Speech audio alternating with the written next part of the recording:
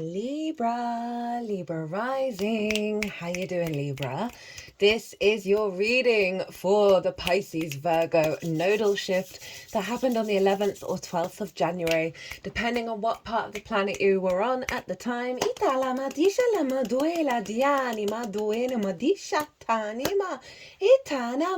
My name's Chloe. I work with card divination, astrology, and as you heard and as you saw, I channel multi-dimensional energies through my body, both in the form of physical and vocal light language. This will be happening throughout the reading, and it brings in healing, attunement, and activation codes to the messages that want to come through.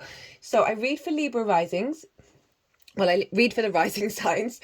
So for those of you who don't have Libra in the first house, which is your rising sign, look to the house that it does fall in. Look to the themes of that house, and you want to apply those themes along with all the other meaning you've got going on in the sign of Libra to the messages that come through, because it will be as if that Libra energy, wherever it falls in your natal chart, has now energetically moved to the first house.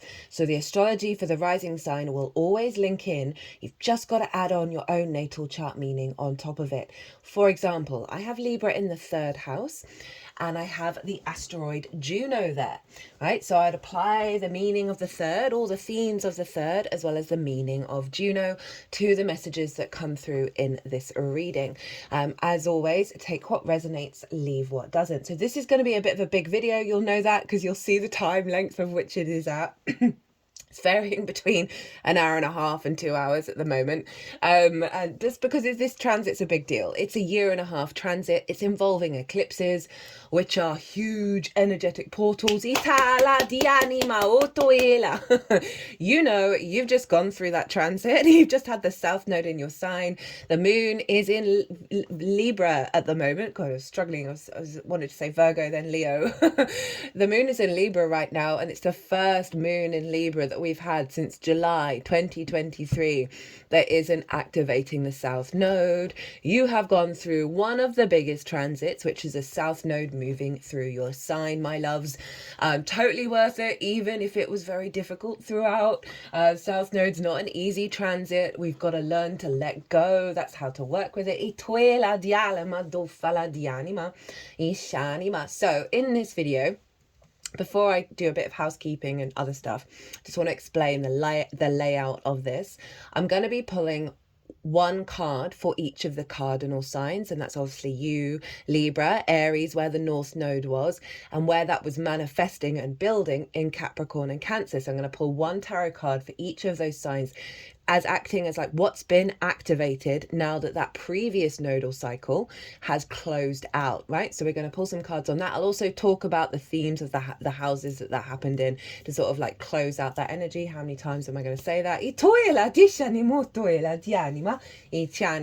And then we'll move on to the Virgo South Node and then the Gemini energy, because I'll explain why as we go through it, because all the mutable signs are being activated with these eclipses. And then we'll go over to the Pisces North Node and then the Sagittarius energy. And at the end, I'm going to be pulling one card from 4 different oracle decks to sort of close out the energy, bring in some more support of how to work with this big transit, big vibe shift. You probably already noticed that already. So themes may have shown up in the lead up to the nodes changing signs to let you know what the vibe's all about. So you might want to reflect in the lead up to the 11th/12th of January and what was going on, and then also what's happening a couple of days after that, because that's usually when we get big clues from the North and South Node about the plan. So, housekeeping. If you want a personal reading based on the Mars retrograde that's happening at the moment, it's in the sign of Cancer. It's done its Leo stint, but we don't leave the whole retrograde cycle until the 2nd of May. Mars retrograde's the least out of everybody, so it's a big deal. It's our motivation, drive, and action being reconfigured. So if you want a personal reading based on that Mars retrograde, they are currently 50% off. Email me directly if you want to take me up on the offer. Also, I have set up a second YouTube channel. It's called Quantum Vibe Tarot. You've probably seen it on the homepage. I've linked it into this channel. And at the moment, there's only 2 videos. And these are shorter videos, they're shorter transmissions. They're not predominantly focused on astrology. It's not the same vibe. They're more direct transmissions and activation codes. A lot more channeling comes through in those videos. I'm also using almost all my decks and working through them very quickly rather than breaking down the meaning of each of the ones. We're just picking up on the clues and the synchronicities from the decks about what and we're through that process building the activation, right, and bringing it all together. As I say, I get to be a lot more playful, a lot more free on that channel. The two videos that are up, the first one is the activation to heal the wounded inner child, and the follow-up to that was then the activation of our higher avatar of love. I'm going to be doing transmissions on the nodes as well at some point, I think after I finish the all 12 signs series, when all the energies come together, as well as the oracle reading, which I'll get to. So yeah, if you feel so inclined, go click on that, have a look, see what you think. Yeah, I'm also on camera, so you'll see my face, which is wild. I never thought I'd do that. That was all down to the Mars retrograde, I'm telling you. So that's the housekeeping, and a little bit of housekeeping in terms of this transit. There are 3 videos, that were the first 3 videos of this transit, where I've gone into a lot more detail of the Pisces North Node, Virgo South Node, and what does that mean? What are the bigger intentions of this nodal cycle for us all? And in part 1, I talk about the North and South Node in more detail, the meanings of them, as well as eclipses, why are they significant, and then I break down the energy and connect to the energy of the Pisces North Node. I had a lot of channeled messages in the lead up to doing those videos, and they're all in those 3 videos as well. Pulled collective tarot, also pulled these oracle cards, which is why they're still on deck. The others here I pull before doing any transit, and the oracle reading will come out after the all 12 signs reading, and there's such power here. I talk about the amplification of Pisces and what does that really represent, what are we heading into, how to work with that energy and really integrate it. And then part 2 is the Virgo South Node energy, right? The releasing, the purging, what are we letting go in the sign of Virgo, how to work with that as well. Again, collective tarot cards, collective channeled messages. Like, there was some big stuff coming through. I'm not really going to go into much detail about that in this reading in terms of what does Virgo mean and what does Pisces mean, because they're in that 3-part series, because otherwise these videos would be 2.5 hours long. And part 3 is the 2 combined, as well as other astrological points to look out for perhaps in your natal chart and what's going on in terms of the transits in that 3rd part.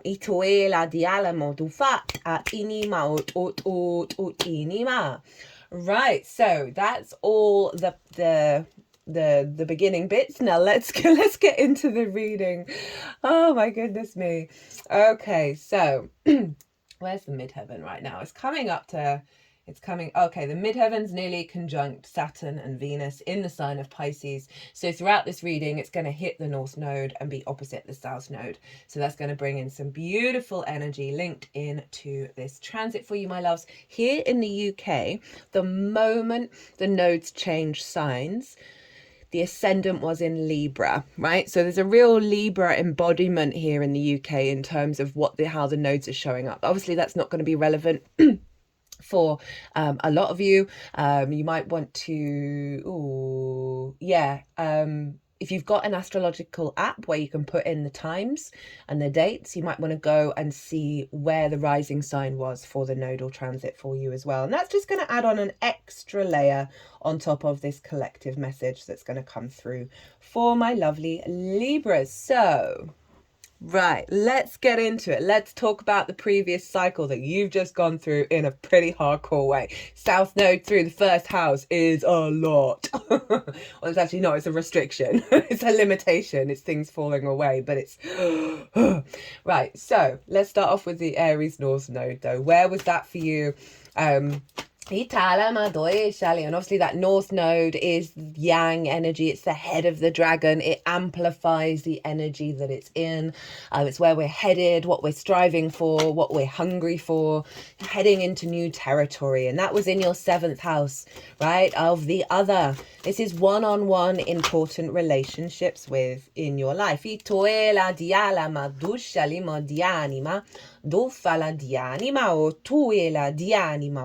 they wanted to give you a bonus card with that one. So one-on-one relationships, that can be a business partner, your therapist, one-on-one clients, working one-on-one with people in a working profession, intimate friends, right, your near and dear friends, as well as longer term romantic committed relationships, and your relationship with source. So you would have been pushing into new territory when it comes to the other, when it comes to those kind of important relationships in your life, right? Finding that sense of autonomy while still being able to co-create. And, you know, pushing into new territory can feel a bit disarming, can feel a little unsteady, because we're not really sure. We have to take some time to recalibrate to the new frequency. And so this can often bring up old perspectives around the other, right? So often we can give away ourselves to the other. Hello, hey baby. Hey Tani, are you going to come back on the table again? Hi, little one. This is Lily. She, as of yesterday afternoon, and we've had them, and her sister. I'm sorry if you're going to just get the back end of a cat, right? We had her and her sister. We adopted them in the summer. Hello, baby. I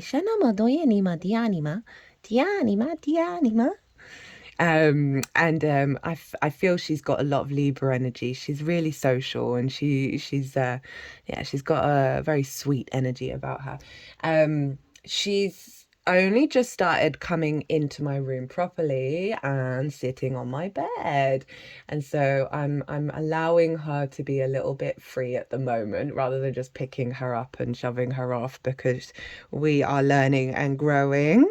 She's a little trauma baby. She spent 6 months of her, when we got her, year-old life in a cage.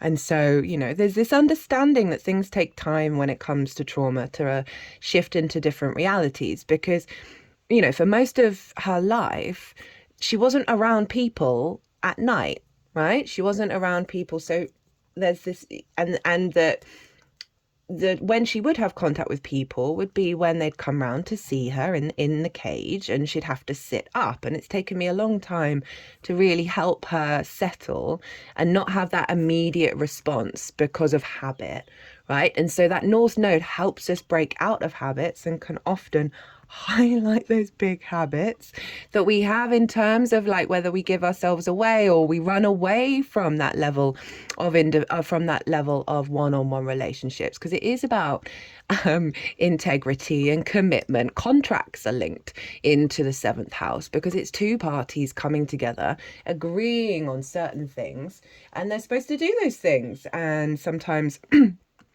you know, people don't live up to that contract, right? And so we can then, you know, usually from our parental figures, learn love languages where we're signing up into certain relationships where there isn't honor in that contract, where there isn't that sense of respect.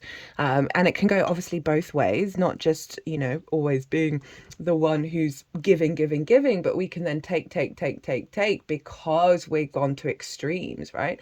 And so you would have been working through a lot of that, and working through a lot of feeling like, well, how do I want to be in a relationship, in those kind of important relationships? What do I need from them? How can I still be myself within them and not give myself over to the influence of the other? So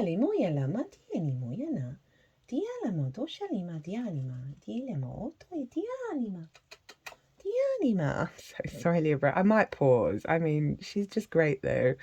She's just great. Little Lily Lambkin. Ituela madishanima. Dialama dushinima dianima.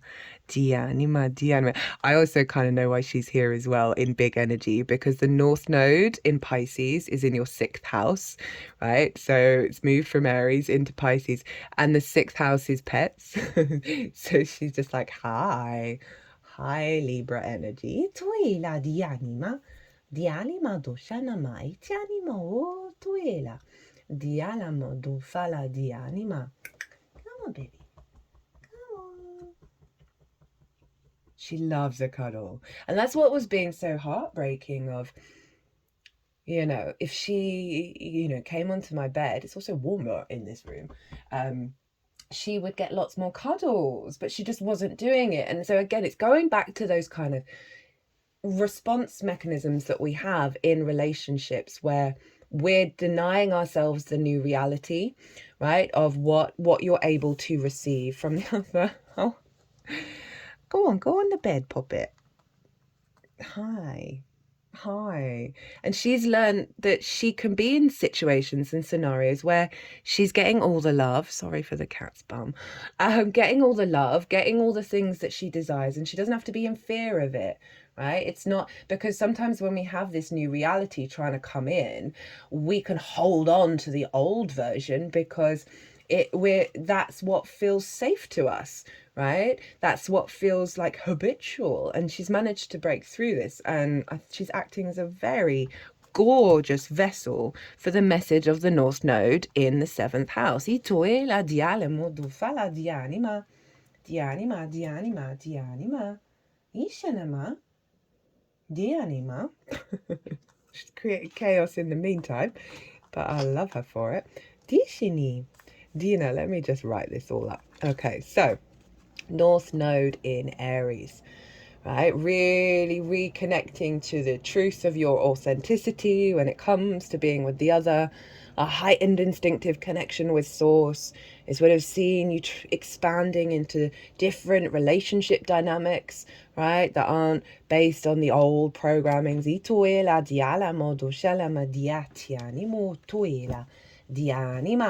So I'm going to come back round to the tarot. Let's move on to the Libra South Node. Now, that is the tail of the dragon, the purging, the releasing of it all, the letting go, right? And we can get really discombobulated as well with the South Node because we don't like change. We can struggle with change and things that you thought were so key to who you are falling away. And that can, as I say, be very disorientating.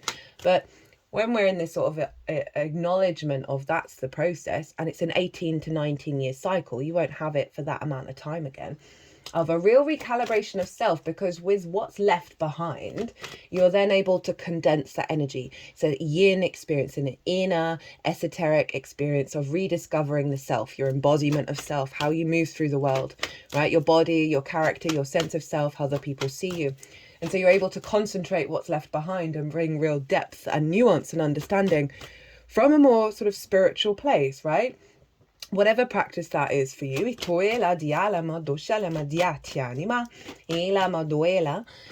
been using the, what is it, metaphor? The example of essential oils versus eau de toilette.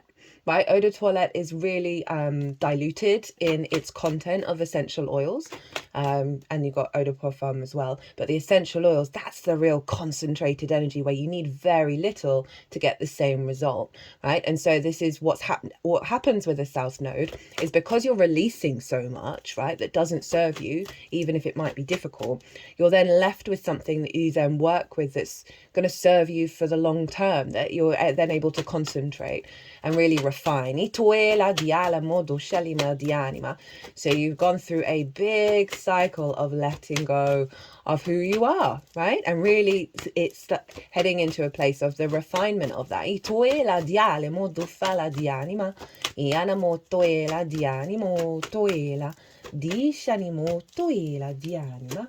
Oh, phew, she's settled on the bed now because I swear she was going to come back, but she's made her point. Itufala di animo, ishanima di anima, duela, ujanima, di shinima. So that's the Libra South Node. As I said, you may have just felt very withdrawn of yourself. You may have spent more time internalizing.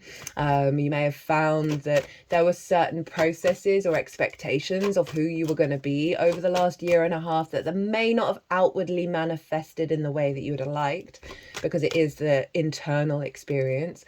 But through that process, you then went deeper and deeper into yourself and realized, who are you, right? And what's truly important. Oh,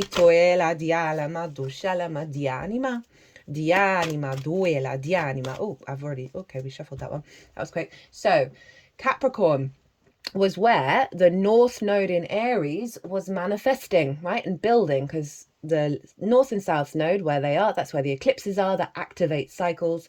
And all that energy was being funneled in to Capricorn and Cancer, right? Which is why I'm bringing in Gemini and Sagittarius later on, because the whole of the cardinal energy was being activated. Capricorn was where the North Node... Whoa, how long has that been happening? Oh my goodness, so sorry, guys. Right, hopefully that is now glued back on. I need to re-glue it. Okay, there we go. I think we're good. I'll keep an eye on it. So Capricorn is your fourth house of your roots and your foundations, your ancestors, both blood and soul lineage, the roof over your head and the things that you do in private, and the parental figures. So we have a lot of trauma in the fourth.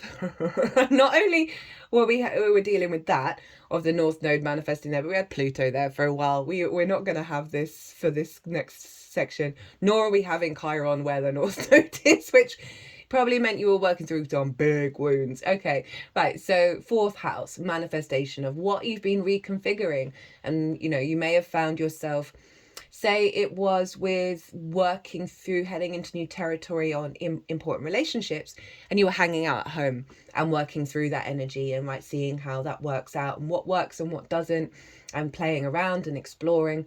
But in terms of like the wounds, right, of the parental figures, doesn't really matter what kind of childhood we have, in one way or another there are distortions that come through that we heal in our own lifetime. But you've also got the ancestors, right? And so many of us really struggle to have proper committed relationships, right, where both parties are showing up and working together.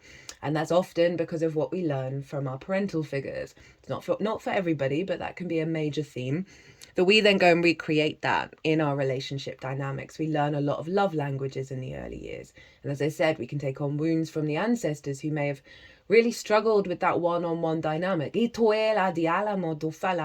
you're pushing into new territory, which means you are breaking out of those limitations. For example, so many of us end up being drawn to energy that kind of represents our paternal figures or one or other of them, because it's what we're familiar with. And this was helping you really break out of those paradigms.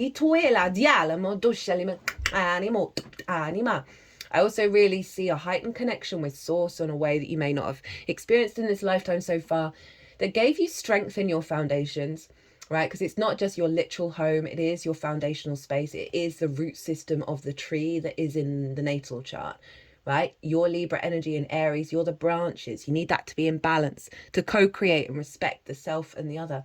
The fourth is the root system, right? When we have a healthy root system, our tree can grow in the best way possible. When the branches are balanced, it can grow at the right rate on each side. So you would have been reconfiguring and moving beyond those restrictions that can come from the fourth, and then funneling the energy from Source, right, and that can heighten connection with it into your root system, which helped you acknowledge your own divinity and your own ability to stand on your feet. Right? For some of you, this might have been working through codependency with the other and finding yourself more in alignment with your own freedom, that you were able to then show up with the other and have those kind of conversations that in the past you may have not been able to through fear of conflict for whatever reason, that you may have been avoidant because of your early years. Some of you, this might have been working from home and having more clients, right, and doing more stuff at the home space. Right, so the Cancer area of the chart was acting as the manifestation and building of the energy of the South Node in your sign, Libra. So, very much a refinement of your path, right? The 10th house is your life path.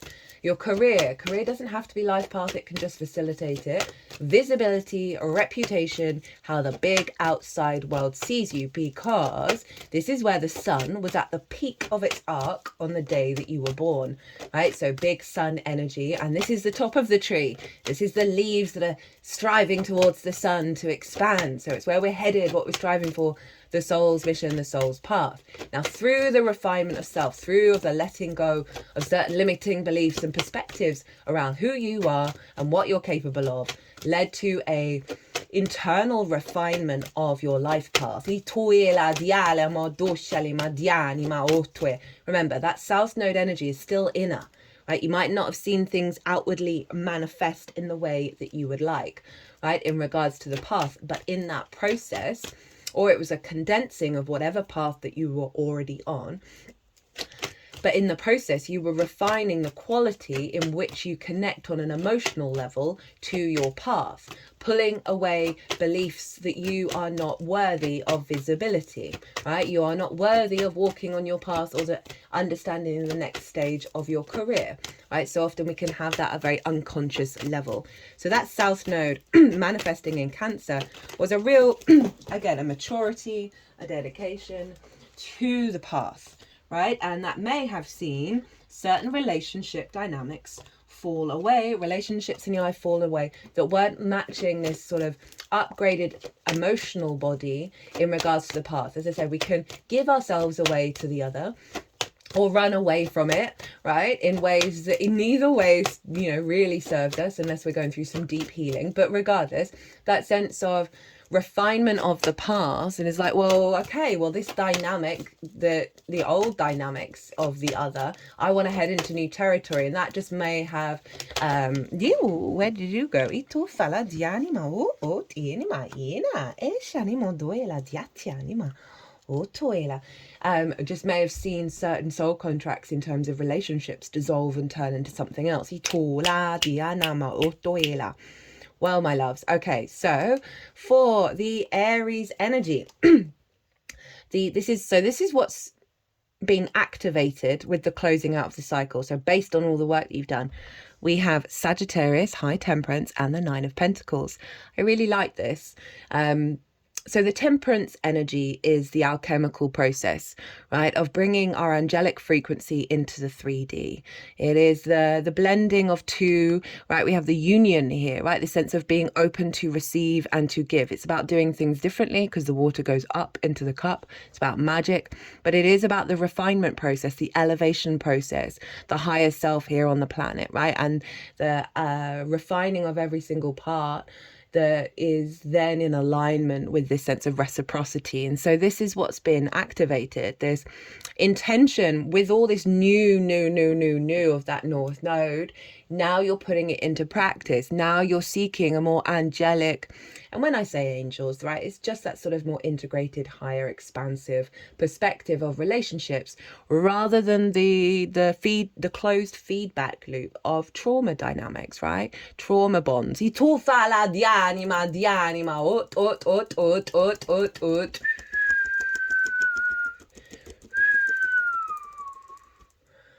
Along with the Nine of Pentacles, which is all about you being able to make the right decisions that serve bringing about a holistic, abundant life, right? This is often like that ability to say no, that ability to realize, oh, no, this is not going to serve me in the long term. This is not the one, right? We've got all those grapes which represent the abundance. They're just chilling out at home. They're having the best life because they've made the right decisions. Happy work, happy home, happy friends, happy love, right? And so there's a real strength of character coming through in these two cards of like, enough is enough of the old dynamics, right? I'm stepping into my power. Temperance is also your third house. It's Sagittarius, of communication. So this really says that you're at this point now where you're able to perceive reality in a way that lets you know whether this is a go or a no, right? Of whether this is, you're going to be able to manifest the Nine of Pentacles with that dynamic or not. And also that sense of the ability of bringing in a vast capacity of having the kind of communication in relationships that serve this sort of really good life. In terms of like your relationship with Source, really co-creating with Source in alignment that is giving you the confidence in the actions that you take because you've had that strong bond connection. Now, the Libra energy that you got was the Lovers, right? Hi, Gemini, right? So this, I love this. This is the integration of self. You've got two angels showing up for you, my lovely Libras. I'm not surprised. This, as I said, was a big transit. We've got the masculine, feminine, and spirit, and they're all working together. They're all integrated. And so this means you're able to make the right decisions at big crossroads in your life, right? They're about to arguably enter the earth plane out of heaven, right? It's a big decision and they're going to commit to it. And it, you know, it's about the evolution of our souls, right? And of our incarnation on this, in this civilization, in this species. But you see that mountain there, they all know that it's the right decision to make and they're all working together, right? And so this is in your first house of self. And I really love this. This is you being one, in love with yourself, from an angelic frequency, right? So that's that unconditional love, but also real, also supportive. You're also got right with yourself, so you know what decisions to make, right? You're in alignment. Your actions that you embody are in alignment with the bigger picture, right? With the bigger turning points of your life.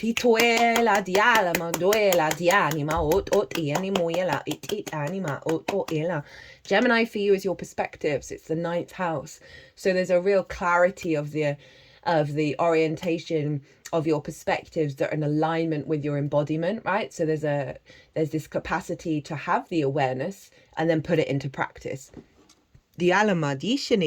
So I had to pause there, Libra, because I had a tickle come up in my throat almost immediately, or all of that, and had a big coughing fit.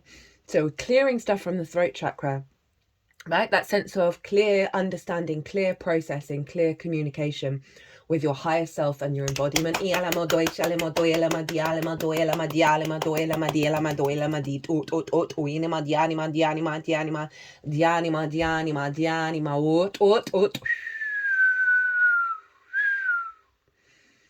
Cool. Okay, Capricorn, we get the Queen of Cups, right? I love this for the fourth house. I love what this is activated. Queen of Cups, right? She's hella psychic. She can see really far and really wide. Look, there is not a single cloud and not a single wave on the ocean, right? She can see into the future really far. Is she worried with everything that she's learned? She freaking out and having to plan and having to, oh God, this is coming, doom and gloom. No, she is so serene. She is so serene in her present moment. She is turning into her environment. Look, her foot is the color of the ocean, right? She is chill. She is serene, right? And so she is just, I love that for the fourth. She is a balm. She is a soft, glorious, nourishing, nurturing balm of your emotional body in the fourth, right? So your root system is calmed down. Your root system understands where you're going and they're not worried about how to get there. They know you are being supported. You are supporting yourself. The Queen of Cups is supporting you. This intuition that you have, that you've cultivated, right, in the home space, this sense of safety and security energetically, is allowing that balm to wash over the whole chart, right, of getting out of the worry state about what's unfolding, right? That can also be like heightened intuitive connection to your ancestors as well. And I just heard like, so it means that you're not repeating the wounds from the ancestors.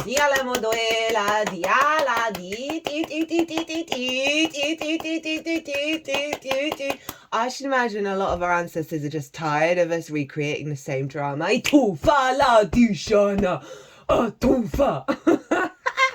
Right, Cancer energy, Ace of Pentacles, 10th house, life, purpose, career. visibility, reputation. You got the Ace of Pentacles. Beautiful, right? So this is a renewal of the path, an elevation of the path, opportunities coming in that are more in alignment with the path, right? There's a real sense of fresh energy of like, where are you going? What are you doing? I also see this in regard of having let go of wounds around being visible and reputation, and, you know, being valued and respected in your path, right? If you haven't been having those things in the way that you feel objectively are worth it, this is bringing in new energy where you're no longer tied to those old dynamics. Right? So this is big creation energy, lots of opportunities, but mostly let's weave back to the self. This is a fresh energy internally about how you walk your path. What's important to you? You're not jaded in the same way because you've got this fresh energy showing up of like the confidence to be able to manifest it, the joy of exploring it and engaging in it. And we even have a path here that takes us through the portal to the mountain of the higher perspective and how we create from that space. Right, at the bottom of the deck, we have the Death card, right? This is really acknowledging the power of what you've gone through and how much you've let go of things that have had an authority over you, right? This is like the real acknowledgement of the journey that you've been on and the significance. I cut the deck again and got the Fool, right? So from the Death card to the Fool, the releasing, the purging, yourself being able to go out in the world with fresher energy within you, operating from your heart space. Here for it. Okay, let's cut the deck. Cut the deck for the Ace of Pentacles. We get the Ten of Swords in reverse, so letting go of karmic perspectives. Cut the deck for the Lovers, and we have the Page of Pentacles. Again, new ways of communicating that are grounding and stable. This are new ways of understanding yourself, new opportunities of how you move through the world that are in alignment with activating good decision making. With the Nine of Pentacles and the Temperance card, we do in fact have the Two of Cups for the Aries energy. This is the healthier relationship dynamic, right? They're equal, eye to eye, they respect each other, they're both open to receive and to give. But this is also the deep love that you have within yourself that is showing up when you are with the other, right? Eight of Cups, when we cut the deck for the Queen of Cups, you've walked away from unconscious responses that did not serve you, and you went to find a higher perspective and you found serenity. Okay, right. I'm just going to pause and drink some water. Okay, let's get into this Virgo South Node. Right, so you've recalibrated yourself, you've shed your skin, my lovely Libras, and now the Virgo South Node has now moved in. Ooh, okay, it's now moved in to your 12th house. Your hidden house, your house of mysteries, the unseen spaces, the unconscious realms. And in those unconscious realms can be trauma responses, limiting beliefs. Anxiety, depression, loss, grief, distorted love languages. Did I say isolation? All of that good stuff, Libra. But underneath all of that is the magic of your soul. Virgo is actually your power up. 12th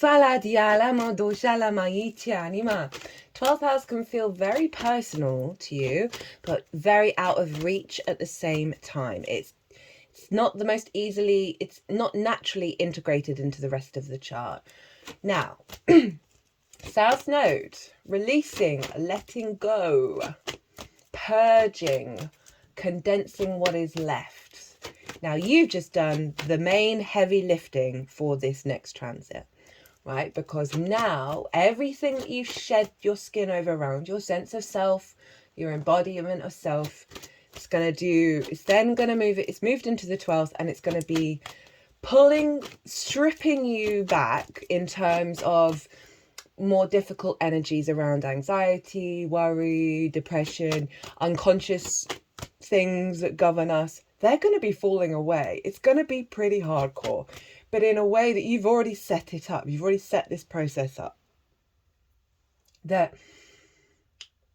And sometimes with the South Node, it can make what it's releasing big for a little bit, just to let you know that it's being let go of, right? So bear that in mind. Always trust the process with the South Node. You're pulling away and letting go of even deeper unconscious responses that just don't serve you anymore.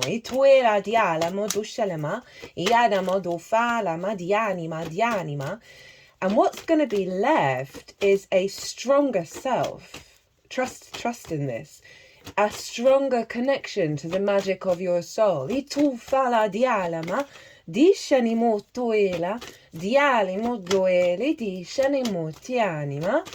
So this is, I'm almost very jealous. I will be going through it. When will I be going through it? In 1.5 years, 3 years time, I'll be going through it. And it just be open to receive the shifts and the changes, right? Because it will be bringing a focus on that difficult energy in order for you to let go of it, right? Right? You want to let go. I mean, I talk about the kind of what does Virgo want to let go of in terms of the South Node. I talk about that loads in part 2. As I said, right, we're at 40 minutes already of only just got into the Virgo side of it. So as I said at the beginning, I'm not going to go into it, but honestly, it's so relevant to what's going on here. Essentially, the buzzwords for this axis with, yeah, legit. For this axis with Pisces and Virgo is practical magic, right? Virgo can be hypercritical. It's very good at observing rational reality. But Pisces North Node is wanting us to break out of that and have a bit more trust in the miracles of the universe, right? Rather than expecting the same thing over and over again. So you're really letting go of a lot of restrictions in the unconscious spaces, and I'll tie it all in together with the Pisces when we get to it, but essentially it is about releasing the sort of more the mental anguish and the struggles, the emotional struggles, rather than the physical ones, right? Even though we do know they're connected. There's allowing a deeper connection to the magic of your soul that will then be funneling into the way that you work.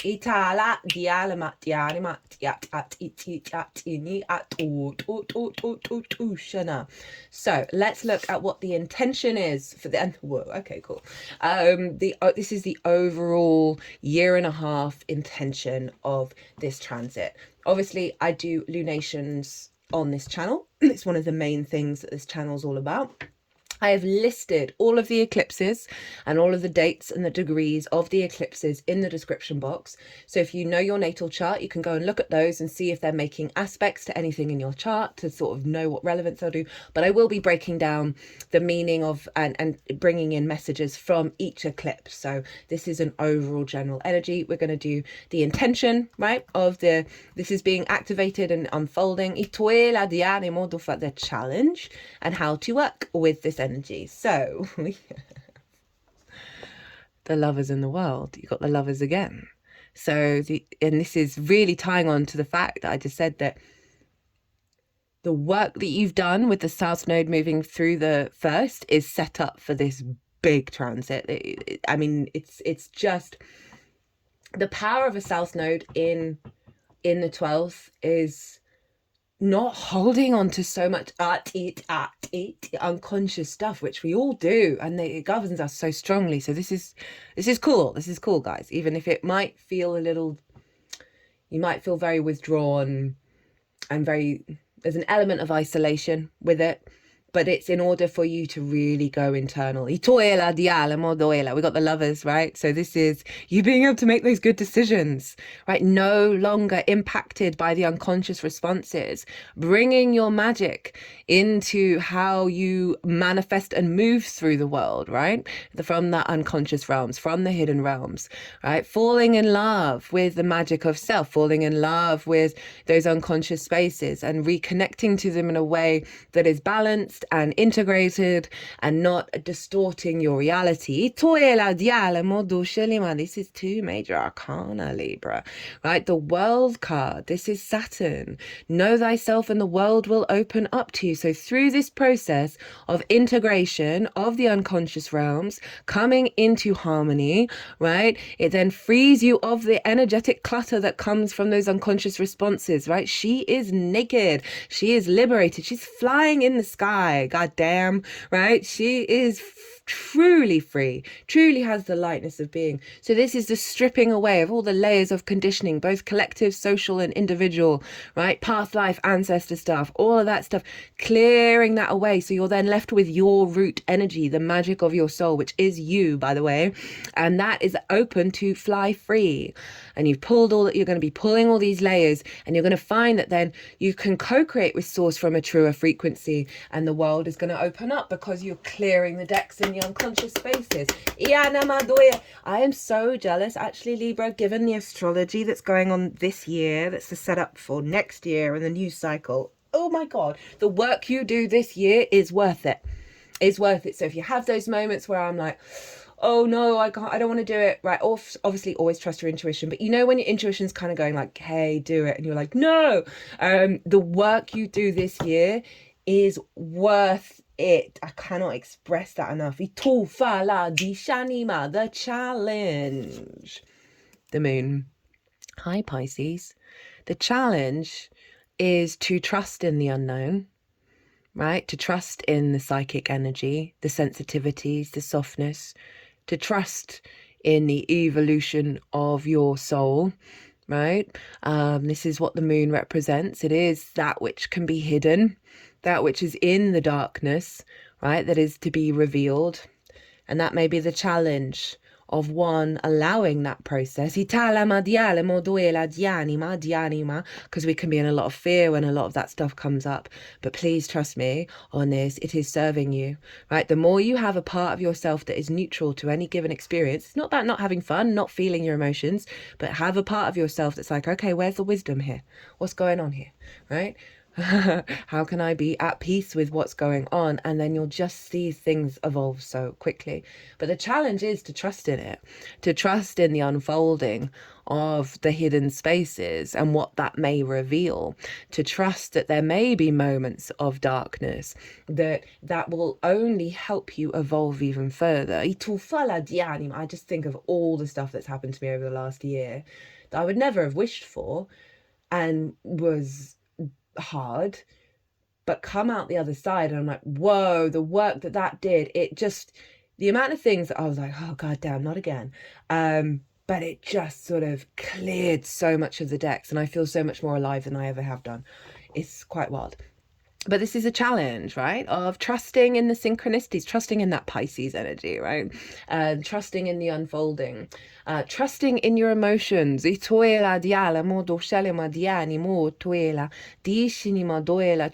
in the journey in which you're about to go on, right?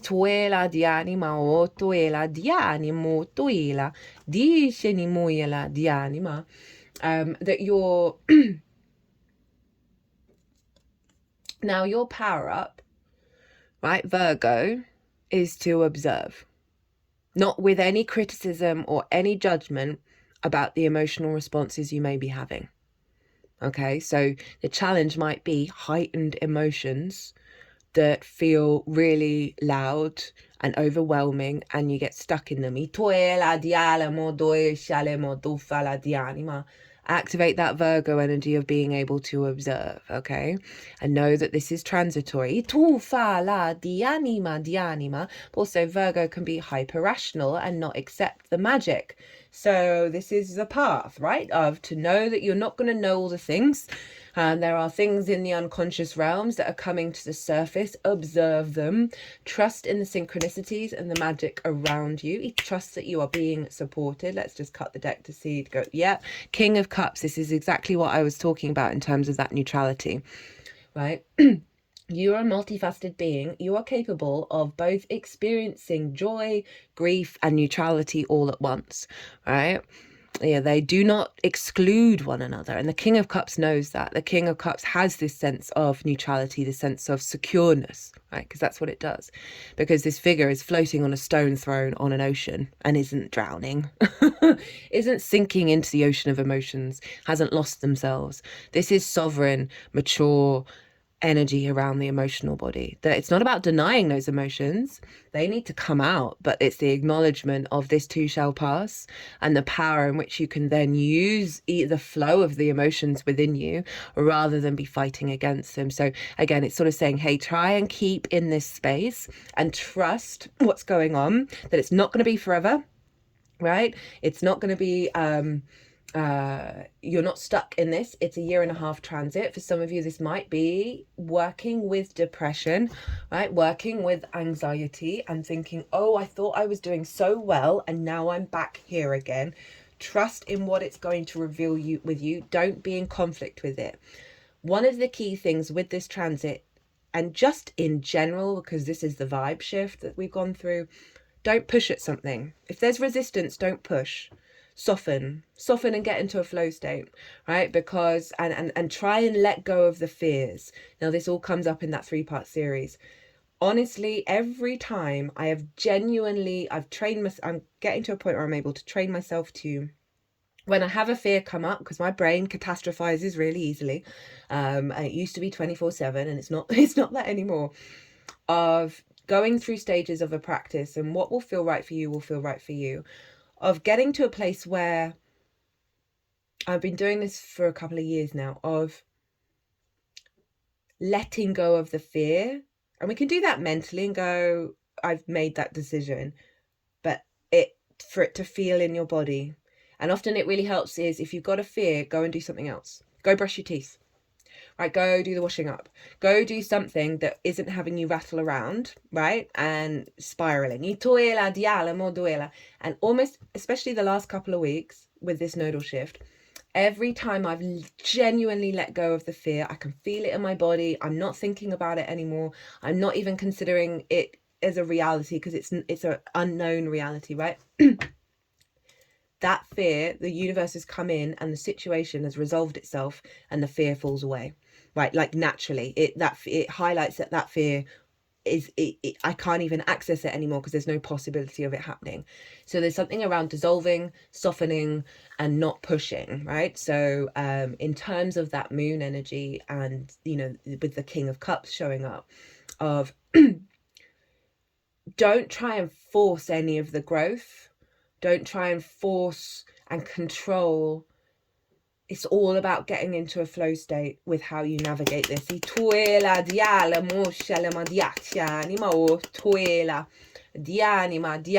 Okay, how to work with this energy. 4 of Wands and the Star. Oh, hey, Aquarius. So the 4 of Wands, love this. Celebrate all the little things in your life, right? This is about milestones. I link this into the harvest, right? The harvest takes a year. Well, the crops take a year, or the seasons, but the whole land needs prepping for a year in order to get the harvest come in. But they've got the harvest has come in and now they're celebrating. So it's about milestones of having done the work. Now I want you to go out and celebrate that you brush your teeth today. Okay, the little things. Celebrate all the little things. Acknowledge your journey, right? And cultivate a sense of achievement and gratitude, because that's going to help you with those unconscious spaces. It's going to start filtering in to those unconscious spaces that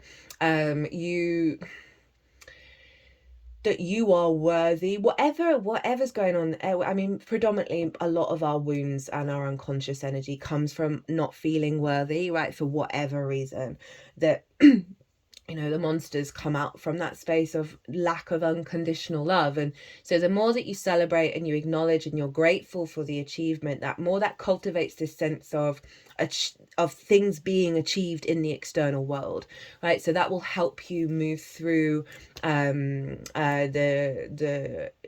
the intention of this transit to get you through the layers of conditioning,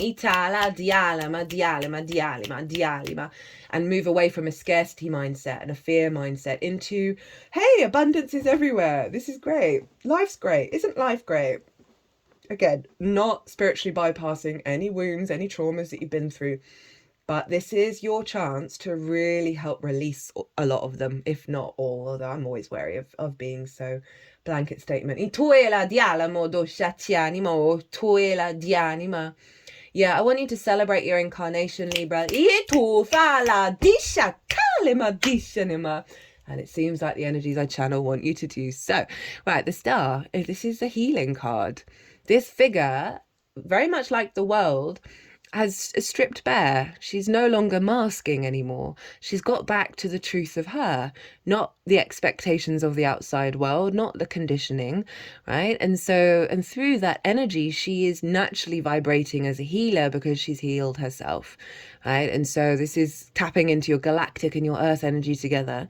This is about, you know, acknowledging the very powerful healing transit you're in and knowing that this is a healing transit and that it's getting you even closer to the truth of you and the magic of your soul and your capacity to bring that together here in the 3D. At the bottom of the deck as the root energy, we've got the Chariot. Hello, Cancer, and your life path activation. Don't know why I went a bit trancy there. This is about you feeling confident and moving through the world, right? Not trying to control it, but being in a state of balance and harmony and feeling victorious as you move through the world. So this is at the root of all of this. So trust in the process, my lovely Libras. Right, I'm going to shuffle and get 2 cards for the Gemini energy, because like the Cancer energy for your Libra South Node transit, Gemini is now going to be acting as the manifestation and building of the South Node in your 12th house in the sign of Virgo. Now, as I said earlier, this is your perspective. So you've got the Lovers twice already, right, which is the Gemini card. This is how you map yourself out in the world through your morals, your ethics, your philosophies, your connection to book religion, source, nature, science, you know, whatever those matrices that are bigger than you, that you know you're a part of, and you're trying to figure yourself out through them. You're trying to figure out what are your perspectives, how do you want to apply them. It's about mastering of something as well, heightened learning, sharing perspectives, because it's about teaching. We're not here to change people's minds. That is entirely up to them. It's also about going and living somewhere for a longish period of time that is unfamiliar to you in order to what? Broaden your perspectives. So perspectives is the key word here. Jupiter's there as well. I am so here for a Jupiter 9th house transit. It's one of my favorites. It gets me really happy. And you've got that at the moment. And now this South Node, this releasing of limiting beliefs, right? Of trauma responses, of difficult energies in the unconscious space, is then going to be freeing up the refinement and the inner reflection around what are your perspectives.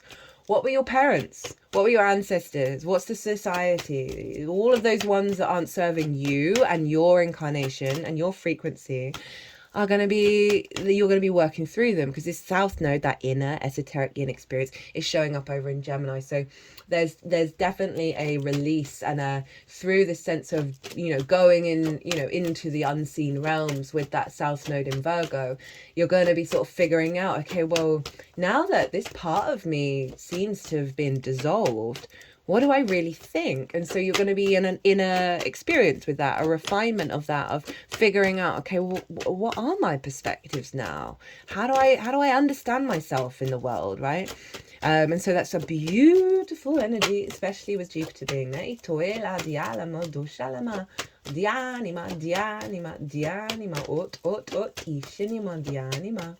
So Mercury rules both of these signs. Now you want to look in your natal chart to where your Mercury is. because wherever it is and the themes of the house that it's in are going to be playing a role in this transit for you. That's just one of the tips to sort of make this collective Libra reading more personal to you individually. There are other things you can do to really go into the weeds with this. If you want a personal reading, obviously my website is everywhere. If you want to pay by PayPal, my email me directly.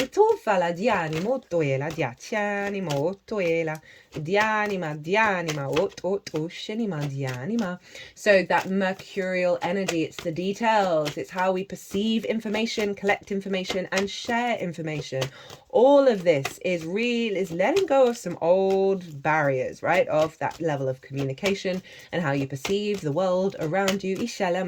Okay, that's what this is about as well, right? The illusion. Right, I feel like there's a lot of illusion that's going to be dissolved, and that might feel really uncomfortable. Right, sometimes with a South Node transit, we end up looking at ourselves really squarely in the face. Right, we're really real with ourselves with that transit because it helps the healing process, right? Because we're supposed to come to unconditional love, and sometimes that means looking at certain illusions we've held on to, delusions we've held on to of who we are and what we're capable of, right? So that may be something to do with it. Thank you. So yeah, the Mercury energy in your chart is going to be influencing what's going on here. Also the transits of Mercury. I think I might have already mentioned, but if I didn't, I know I did a mention about the eclipses, didn't I? Where all the they're all listed in the description box with the degrees and the dates, but also so is where Mercury is going to be for the whole transit, as well as where Jupiter is going to be for the Pisces Sagittarius side of things. You might want to look back to June 2006 to December 2007. That was the last time the nodes were in these signs in this way, so that will give you a clue. They don't repeat. Cycles don't repeat. They have similar themes. They might just give you a clue about what happened then and what the results was. What results came out of that. We're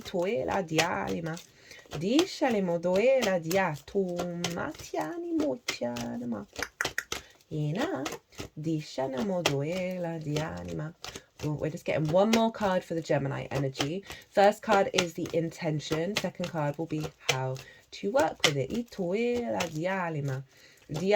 Okay, I just remembered that Virgo rules the digestive system.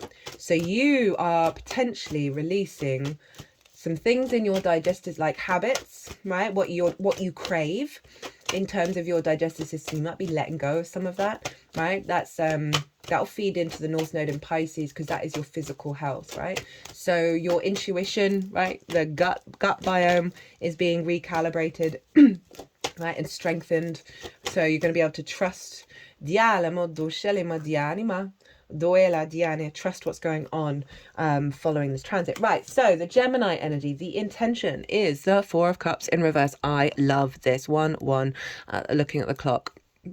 I love this for the 9th house, because this is one of the biggest things that is a hurdle for us as a species, and that is comparison is the thief of joy, right?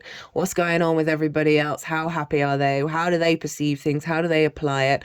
Oh, and it's not happening for me. Boo. I'm not taking the mick out of this. I've been here many times, right? Very stagnant energy, crossed arms, crossed legs, depressed about this, but not doing anything about it, and feeling very, very, very sorry for themselves, right? Very natural to do, especially given the rise of Instagram and things like that, where we're seeing a certain look of what things perceive, a certain perceived reality of how other people's lives are going, when everyone has their struggles and everyone has their difficulties. So this is not externalizing your perspectives to the outside world. This isn't the sense of things go right for everybody but not for me. This is a release of that and getting back to your emotional body and your joy and your perspective, right? That isn't being governed and diminished by how everybody else's lives are going on and how they're working out. And that is so liberating. I am here for this. How to work with this energy. Now this card kind of wants to be in the upright, and then it's predominantly in the reverse. So this is like all this full immobilization of perspectives, right? And it's very karmic. It's all along the spine. We hold a lot of karma in our spine. This can be past life energy, ancestors, perspectives, ideologies, words that may have been said to you when you were younger, spells, the way that we communicate, right? Where you're feeling like you can't be free to walk around and be yourself. This is powerful for the 9th house. This is really powerful because they're wanting you to know that these are falling away during this transit, but it requires an element of awareness, right? That this is what's going on, which is why they want it in the upright to start off with, but it's predominantly in the reverse, of going through the process of releasing these swords. You might want to do a meditation on this and imagine that the swords are falling away, right? Even if you don't know what those perspectives are that have limited you, right? You don't have to have that level of awareness to be able to do the release work. That is really powerful, of that 4 of Cups in reverse, and then the 10 of Swords. Of these in the upright may be coming up to let you know what to release, right? So don't try, again, anything to do with the South Node is always trust in the process. Italama doela di anima, discenimo doela di anima, duffala di anima, utufiala di anima. So here for that energy. What's at the bottom of the deck? Lol, the Death card again. The Death card is Scorpio, and this is the house of your values, right? Your resources, how you create and manifest regular income, or manifest just in general. It's the things that you value and how you value yourself. Now, everything we've been talking about is about you valuing yourself, right? And reconnecting back to the truth of your own value, right? And this is, I'm here for it. Also, let it go, let it go. Okay, let's move into Pisces, onto Pisces even. Tu fala di animo, tuela, di anima, di anima, di anima. You got the moon and the star. Ishalama duela di anima, du fala di anima. Di anima, both things we predominantly see at night, although I love it when we get a day moon. Oof! Dishanima. So again, it's sort of illumination in the darkness. Itala diale motoela dianima. Dushalima dianima. Dufala dianima. So, North Node in Pisces. This is in your 6th house. This is the adult in the room house. This is work, how you work, physical health, routines, co-workers, and therefore collaboration, and pets, and therefore acts of service. And obviously predominantly the first half an hour of this video was you mostly looking at, actually I think her face was on camera quite a lot, but mostly looking at her behind. And I do apologize, I'm so sorry, but what needed to come through needed to come through. And I don't know when she was, well, we got a rough idea that it was Libra Scorpio time. And she does not have that scorpionic nature. I definitely feel the Libra vibes with her.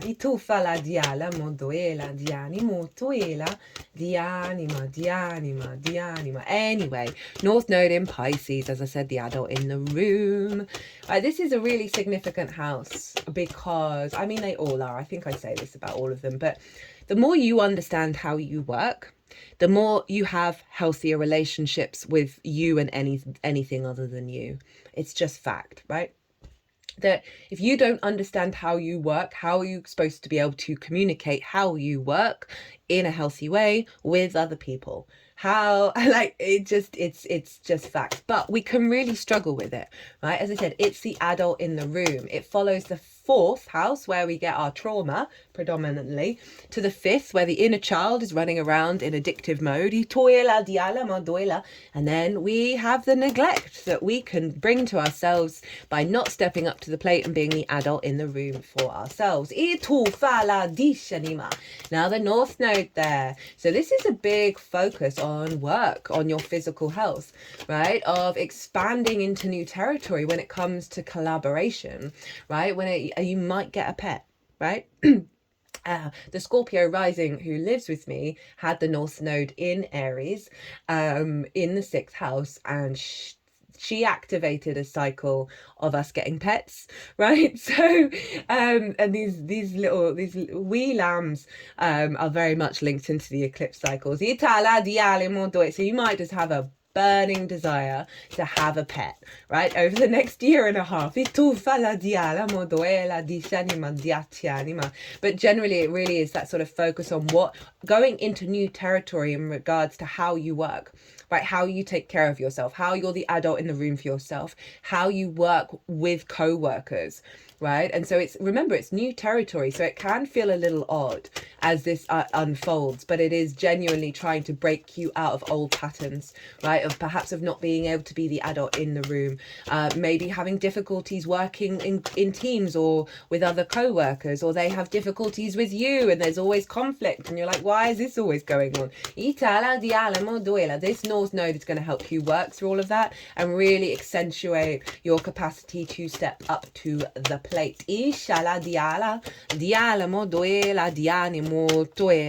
Now, I think I mentioned at the beginning, like the buzzwords for this axis is practical magic. Right, we're releasing the control over in Virgo and we're amplifying the non-linear, non-rational, synchronistic, unconditional love of Pisces, right? This is a big trust fall that we're doing, right? Surrendering, softening, handing over our fears to source and watching the miracles come in. But we got to learn to trust it. That's why I say focus on the little things.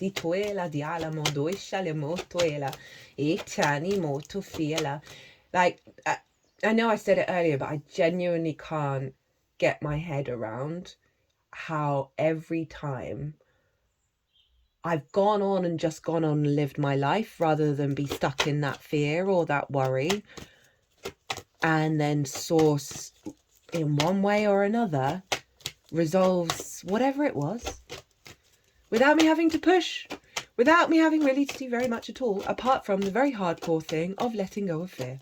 Right, letting go of control, because that's what that really is. So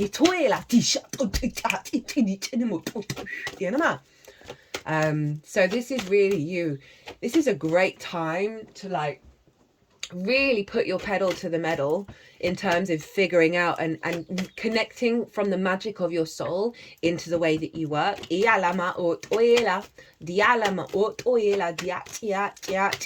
may be a bit more busy with work, but you've got a lot of support, right? If you need something, give it up to source. If you need support, if you need a co-worker to start pulling their weight a little bit more, send that up to source. Let it go. Get on with your day.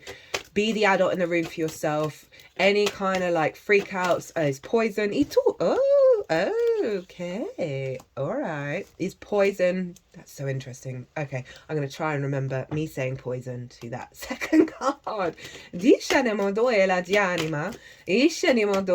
open. We're open vessels at the moment to the miracles of source. Yeah, you're going to be working through, as I say, like heading into new territory around co-creation, collaboration, understanding your health, committing to that. There may be a certain health issue that you're going to find solutions to in this transit. Take what resonates. That's not for everyone who has a North Node in the 6th house transit, but it can, because it can amplify the themes of the house, right? So as I said, right, you may be a bit more busy with your work, but you've got the energy to do it. And it's going to help you figure out, what does work mean to you, right? Where is it in your soul that work gives you life? This is a great time to question that, explore that, and figure that out. As I said, it can amplify health and therefore health issues, right? But know that you're going to get the answers you need if you step out of fear, surrender it up. The universe will come along and give you synchronicities that will lead you to those answers. 1111. Well, 111 as I say that. It's actually 11155. So the magic number 3, jumping over like the conflict of 5 and coming to a state of completion with that 10. And 13 in total, which gives us a 4 of stability. Yeah, get in numerology.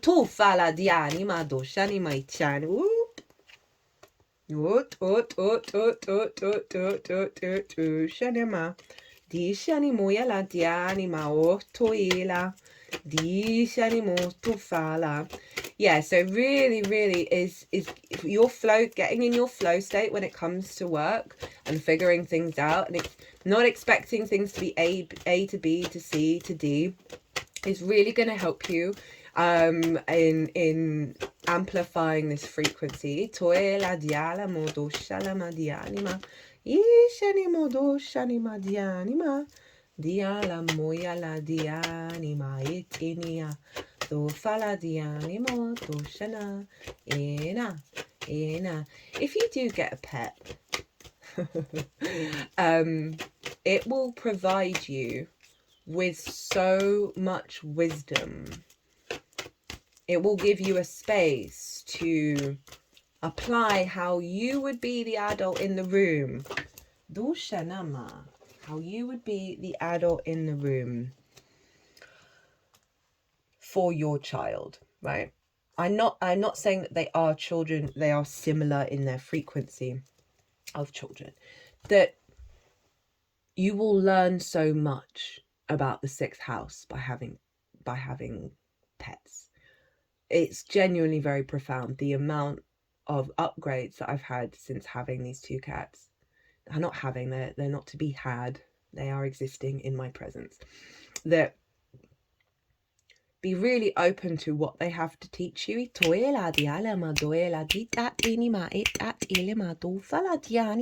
on that note, what is the intention of this transit for you? So this was the card that came out when I said poison, and arguably this could be poison that has fallen over, and grief can often turn to poison when we focus so much on what has been lost. So you're letting go of some big pain here, some big grief, right? That could be very much linked into whatever version of neglect or not having the right role models of how to be the adult in the room, where we go into a grief state when it's not all fun and games, right? When we've got to step up, right, and be the adult in the room and take care of ourselves. And we may have a distorted image over, well, that's not fun, that's not joy, that's not the Three of Cups, when actually it is, really. So you're letting go of something really heavy. That may be, you know, a relationship that didn't work, that didn't co-create, right? That could be the grief over like really not knowing truly how you work and the weight and the merit of that work. That may be being in a working environment that was great and finding yourself in one that isn't, and just being like, oh God, I'm like, your energy just dropped out of you. Anyway, it's in reverse. So this is no longer feeling the heaviness, right? Bearing the weight of that black cloak around being the adult in the room, right? For some of you, that might be the loss of a parent or the loss of something that has just added a level of heaviness to you stepping up to yourself in this incarnation. They've just put my left hand over the heart space, crossing over into the heart chakra.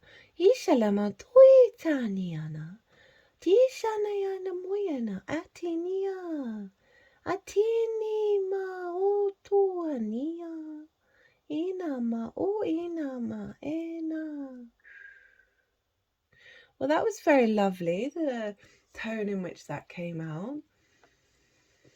I felt like I was doing some real soothing and healing of whatever this may be. And, you know, as I said, right, with that North Node in Aries heading into new territory in terms of relationships that may have seen some fall away, that you might have thought you wanted to stick around, but actually didn't serve you. And that's kind of highlighting here by what's being released here is the grief around, you know, perhaps that dynamic. But overall, then we got the Ace of Pentacles. So no longer in a grief state, no longer in a heavy depressed state, perhaps about how work is going and how your life is going, how career is going. We got fresh new energy with the Ace of Pentacles again. You how many? We got two repeating cards, haven't we? I believe. What was the other one? Maybe the lovers and the Ace of Pentacles so far. So this is fresh new energy coming in. Renewal of you being the adult in the room, no longer holding on to the grief of the past, however that resonates, right? Big new energy. This may be more opportunities for work, more opportunities for healthy co-creation, but overall it is just a revitalization of your sixth house. It's right at the beginning, so not holding on to those old dynamics, elevating your energy, your vibrancy, healthy vessel. Diala, diala, diala, diala, diala, diala. As I say, that vibrancy to do the damn thing. The challenge is the Ace of Swords. Now, the Ace of Swords is yang energy. It's air energy. You are air, Libra. But it's kind of like, gotta have the idea. Gotta have the inspiration to be able to take action, right? To embody myself. Whereas that Pisces energy is like, no. Nope. Gotta feel it. Get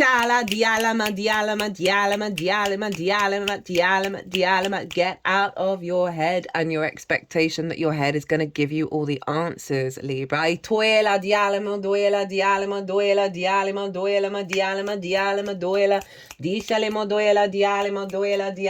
the deck to sort of how to work with it. We've got the Knight of Cups, lol. And that is like moving with your emotional body, right? Trusting. They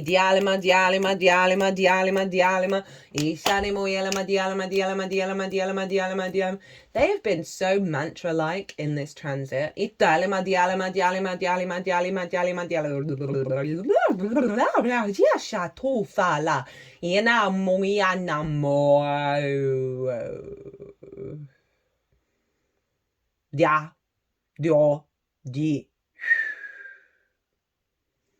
Well, Libra, that was pretty wild.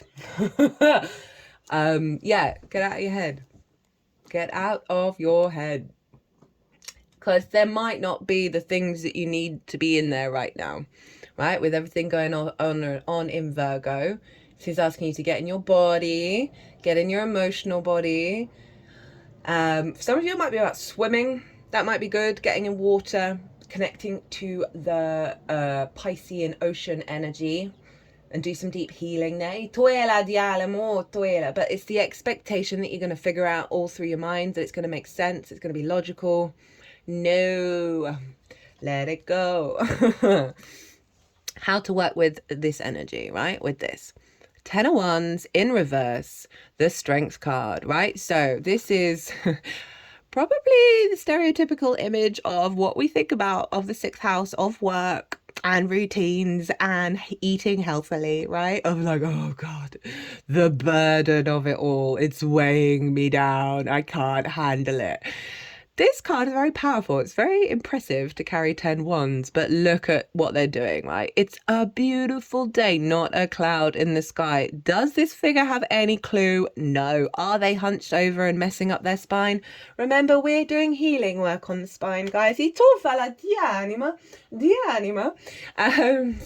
this is about the perspective around work, right? Around the responsibility and duty of being the adult in the room. So it's calling you, hey, let's try and flip this. Whenever you're feeling like that, just... Okay,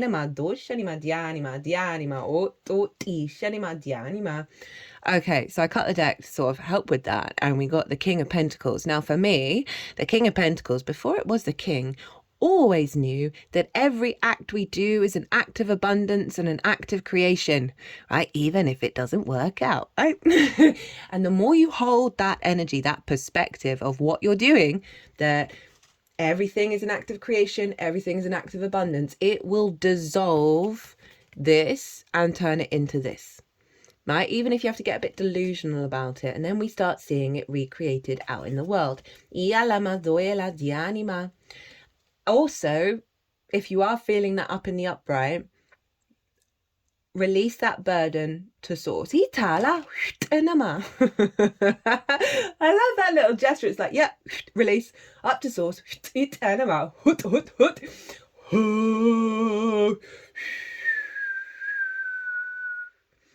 Because that 10 of Wands is very much like Atlas, who held the world on his shoulders. Can't remember what he did that got him in that position. I should reread that. And then we have the Strength card. Hey, Leo. It says your hopes and dreams house, Leo. But let's focus on strength, and I'll pull it back to the 11th house. Be very loving and very kind to yourself. That's what the Strength card's about. This is your higher self and your instinctive mammalian self. And they are not trying to dominate each other.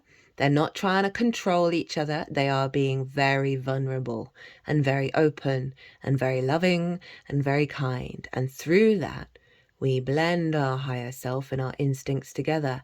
You could see this as the magic of your soul and your physical vessel in the 12th and the 6th house coming together, because you've been establishing a higher level of unconditional love, which is very Pisces in its nature, to yourself, to perhaps your old mechanisms of not being the adult in the room in the way that you would like, or to just in any given moment, allow a level of trust to infuse through your body that blends your instinct and your higher self together. Rather than second guessing yourself, rather than shaming yourself if you get something wrong or if something doesn't work out, the Strength card is the true heart space, right? Leo rules the heart. And so it really is saying to cultivate your heart energy it just feels like inner child healing, to be honest, that will then allow you to have the energy to be the adult in the room with yourself when you let old conditioning dissolve. And that's going to be tying into the 12th house energy as well, right? They're going to be feedback looping between each other, right? Sometimes you may see certain dynamics show up at work that may have activated your anxiety before, but they are letting you know what's shifting. So trust in that and stand in your power. This is very much standing in your power, but not being on the defensive, and being really open to co-create, to collaborate, to shift and change. That Virgo energy is dropping away from judgment and hypercriticism. So, okay, I just heard in my head, say to yourself, how am I meeting Source today? How is Source showing up in everything that I'm interacting with? Right, so that can help put you in a mindset. So you've got some co-workers and you're like, oh, I've tried. And then when we're tired, when we're exhausted, when we're burnt out, when we're tired, hungry, and in pain, that's when we get ragey, right? That's when the judge comes out. So it's really getting you to focus on your love energy here, right? Now, your hopes and dreams, right? So this is like, okay, asking the universe, asking that North Node in Pisces, how can I work towards my hopes and dreams? What do I need to bring into my life to manifest my hopes and dreams? So that might be something you want to bring in as well, rather than like, oh, this is just about work. It's how you figure things out that can apply to any area of your chart. Okay, I cut the deck and asked for like an extra on the Strength card. We get the Fool, who leads from their heart. Look, their chest is really far forward. It's pulling them into the abyss, not the abyss, into the new realm, right? Where that new reality is going to pop up underneath, having taken that leap of faith. So there really is something around that heart opening energy that's going on, and to focus on that. And if that's a struggle when you're in difficult situations at work in specifically, but 6th house doesn't just have to be when you are at work, of pulling yourself back to the Fool, pulling yourself back to the Strength, back to that sense of love, right? Rather than, because so often our relationships now can recreate those dynamics we grew up with, where there may not have been support, where there may have been conflict and fighting going on all the time. And this is calling you back into yourself, back into your inner balance, in your inner strength, and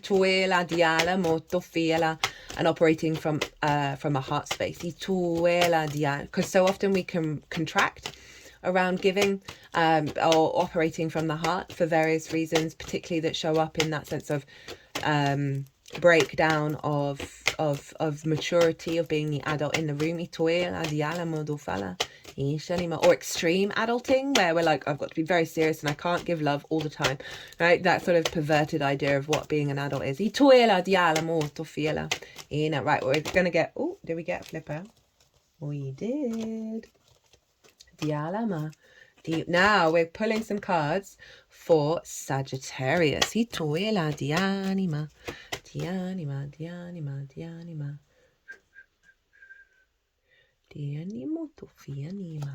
And this is in your third house. This is the house of the goddess, right? This is how you find meaning in your day-to-day. This is opposite Gemini, which is your perspectives that you then bring into your day-to-day. How you find meaning, it's your day-to-day. It's finding meaning in the washing up is basically the crux of it. It is your local community, the things you, as I say, the things you do on a day-to-day basis. It's about short distance trips, learning things for the first time, and schools / siblings, as well as the lens in which you communicate through, which is a very vibrant Jupiter ruled Sagittarius. Go with the good vibes, Sag, but also hardcore preacher energy.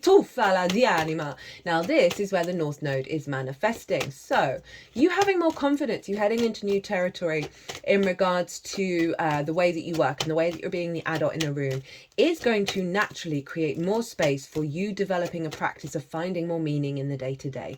Now, I think that third house is incredibly significant in accessing bigger picture stuff, right? The more that we find the joy in the little things, the more that we're in the, finding that resonance, that meaning in it, and our connection with all that is in the little things, the more that ripples out into the big things, because we're acknowledging it in the small places.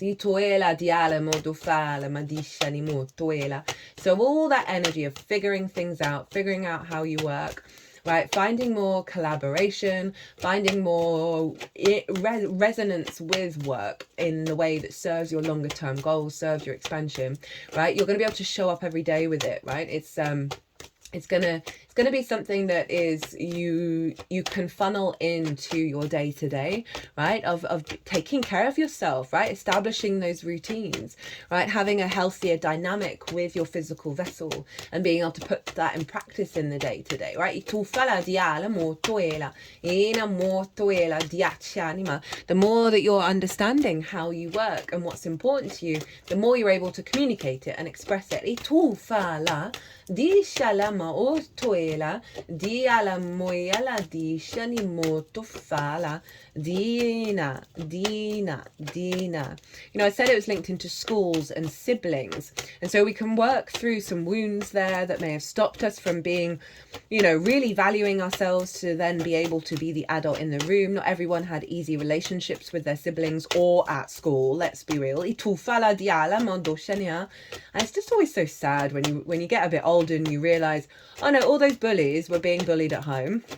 And it just breaks your heart. It just breaks your heart. And I feel like that could be really helpful if you did go through that in your early years and it's still a bit of a wound. It's just, it kind of let you tap into that unconditional love of Pisces, which you have in the way that you work, right? So it's very powerful. It's a very powerful energy for you to work with.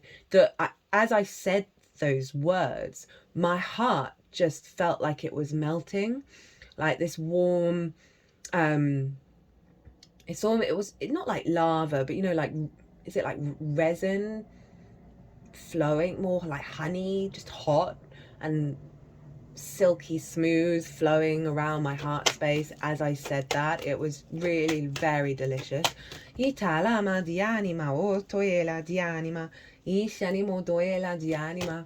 of Swords was at the bottom of the deck while I was talking about that in terms of releasing limiting beliefs that have kept us caged even though we weren't caged. So this Sagittarius energy, you're going to find that you've got more momentum in the day-to-day to get on and do the things that you know you should be doing that makes you be the adult in the room.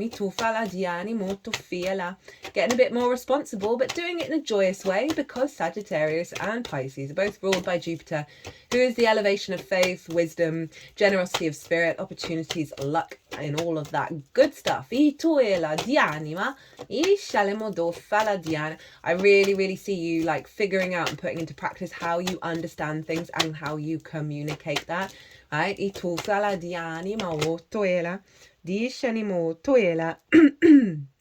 Diana, Dishani mo toela. Dishni. We're just going to get one more card. Dufiniana. Dushinima dishanama.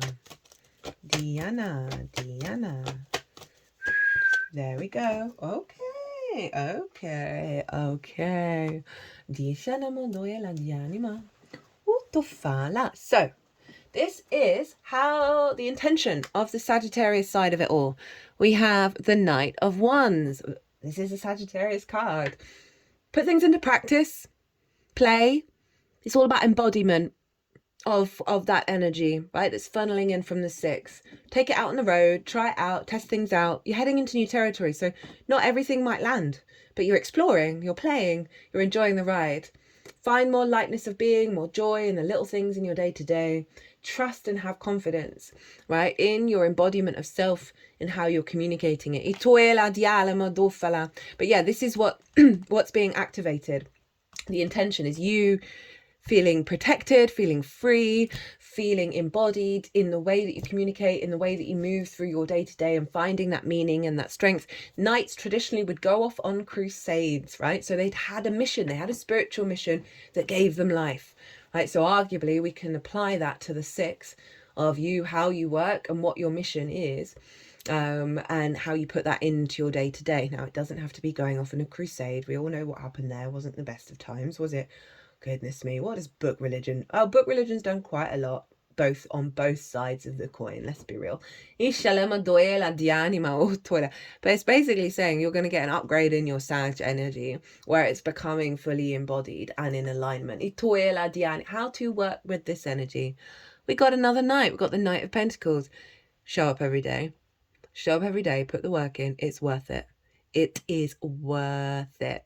But it's also acknowledging that there's kind of like a fresh energy here. There are nothing, this field has been plowed. There's nothing in it. There's nothing growing yet. It's about you showing up and planting those seeds, committing. This is like the day-to-day kind of stuff. This is the routine, right, of taking care of yourself and showing up and showing yourself that you can be the adult in the room, right, that you know you want to try and work towards co-creation, right, and collaboration, and really allowing that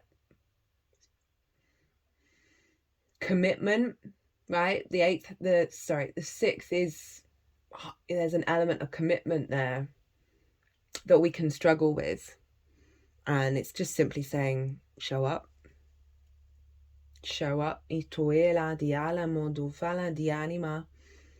Got the 2 of Swords as I cut that deck, right? Got the 2 swords. Hey, Moon in Libra. And this is all the 2 of Swords is about the acknowledgement that you're in a new frequency. You're in a new land. Who are you going to be in that new land, right? Go inward, figure out who that is, put it into practice. At the bottom of the deck, we have 7 of Cups. This is my channeling card. So this may be very relevant because it's the house of communication, right? That you're going to open up new pathways of communicating that are very magical, right? That may be so for some of you. I mean, we're all channelers, by the way. We're all intuitives. We just do it in our own unique ways, not necessarily all the bells and whistles. That it is breaking you out of the confines and restrictions of old ways of communicating, and allowing more of the magic to come through in your day-to-day, right, from source. And again, it's not based on those old patterns. It's opening up to new possibilities, and you having your mind open, your body open, your emotional body open to the possibilities rather than the expectations. I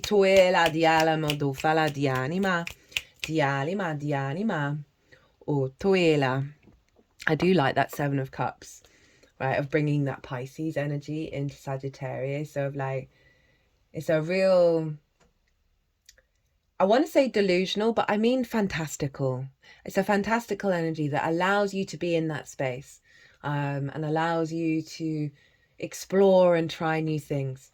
It's also about choices and lots of options as well. So yeah, maybe try everything out and see what lands and see what doesn't, but enjoy the ride. This is very much enjoy the ride, but also show up every day. and be a slightly bit serious, but also have a lot of fun, but also be slightly a bit serious. Right, okay, I'm getting a bit weird now. Let's do some oracle cards. The first up is from the Four Agreements Oracle, which for me is a very mercurial deck. The book it's based on was written by a Virgo sun, and the deck itself was given to me by a Gemini rising. And obviously we're dealing with Virgo and Gemini here, and Mercury. So this is the message from Mercury. What's Mercury got to say to you, my lovely Libras? Take action on your own ideas. I love that.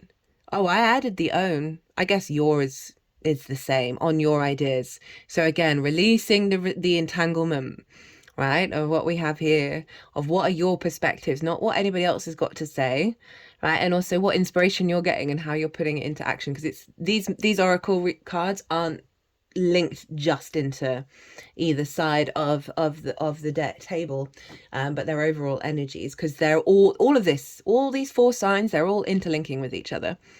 Doing your best means to take action. You can have many great ideas in your head, but without action upon an idea, there will be no manifestation, no results, and no reward. It's also kind of turning into that Ace of Swords. It's all very well having the idea, but what you're going to do about it. No, I love this. I really love this. It's really liberating, that frequency of you're going through a process of realizing a lot of what's gone on in the unconscious has got nothing to do with you. A lot of how we move through the world, and like, you know, it all depends where you're at in your cycle, but sometimes it's really disorientating where you're like, I don't know who I am. Be really open to that possibility, and try and get into a place of feeling comfortable with the change, because what's going to happen is you're going to reconnect back to yourself. Certainly those who have just gone through this transit, that's been a common theme, where it's disorientating and they feel like they've lost themselves, when in fact they've actually gained the truth of who they are.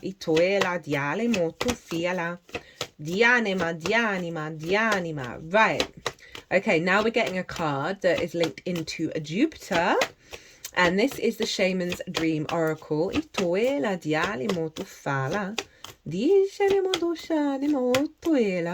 What's Jupiter got to say to you, my lovely Libras? Okay. So we have, I like it. I like this one. I mean, I like all the cards, but Dianima, I like this for you in regards to what's just already all come through. We have, Spirit of the River, movement towards adventure, addiction to problems, allowing and trusting the current. The Spirit of the River invites you to step into the flow, to stop swimming against or avoiding the current. Allow the waters to carry you downstream, away from the eddies and whirlpools. It's time to heed the call of a new adventure waiting for you. Stop working on the problem for a while. The issue is not what it seems. It's your addiction to fixing what has gone bad that is consuming so much of your time. That is very Virgo in the 12th, right? I mean, Virgo anywhere, but I'm here for this. Work to create a greater good, and the bad will resolve itself on its own. There is nothing you can accomplish with more efforting. I mean, this is so on the money for the overall theme of this transit. As the situations in your life right now are subjects to forces beyond your control. Hello, eclipses. Recognize this, step back and trust the flow. There is no loss of face or lack of honor or integrity. It is simply the way things are at the moment.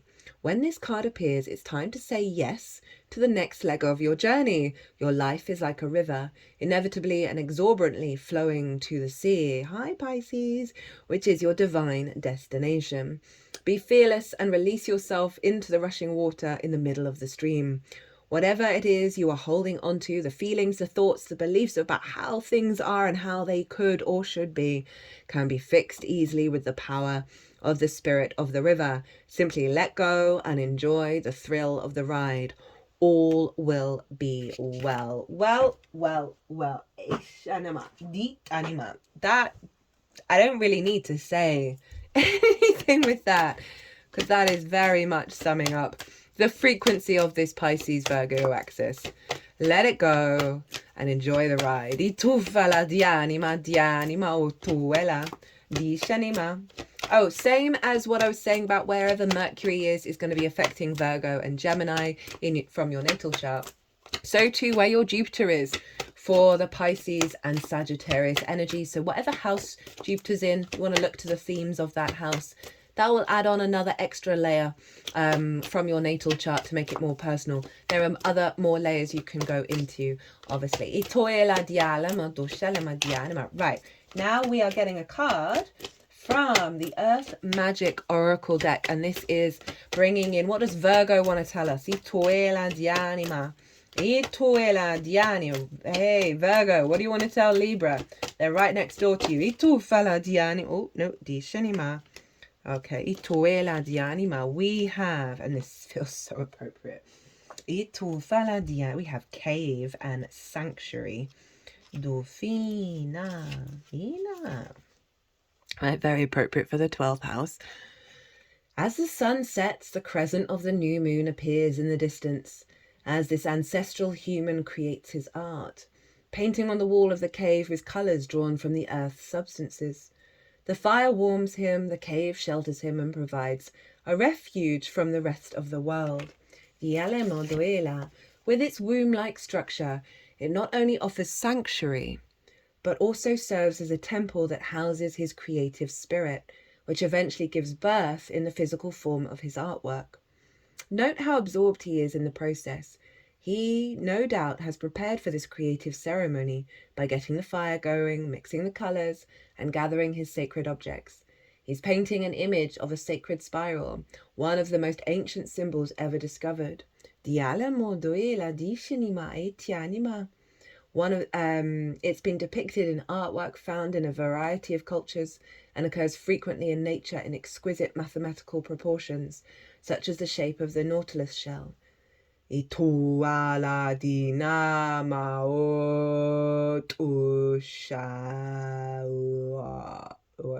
was pretty cool.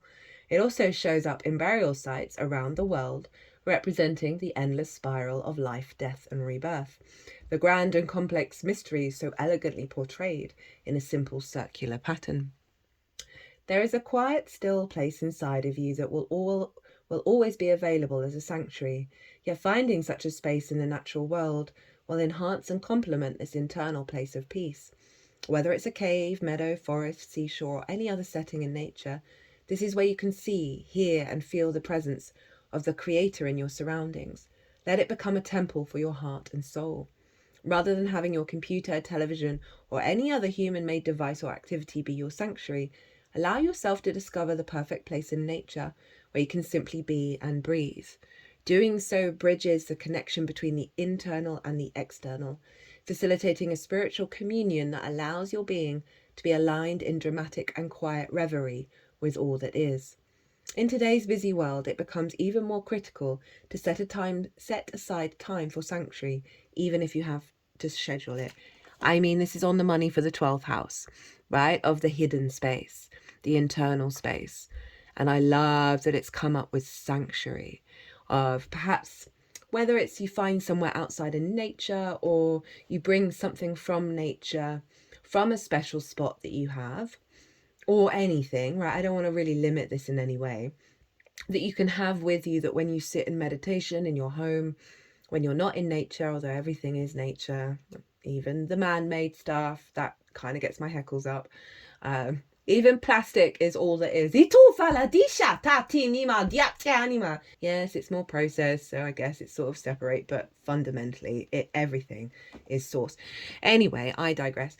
And maybe do some meditation, maybe do something creative while you're in a meditative state. And that could be a really beautiful way of helping you feel less uncertain about the unknown, right, with the moon. But I love that balm of it saying, look, you can turn this into a sanctuary. And this is what the whole transit's about, is that 12th house is no longer a place of heightened anxiety and depression, right? Where all the monsters lie.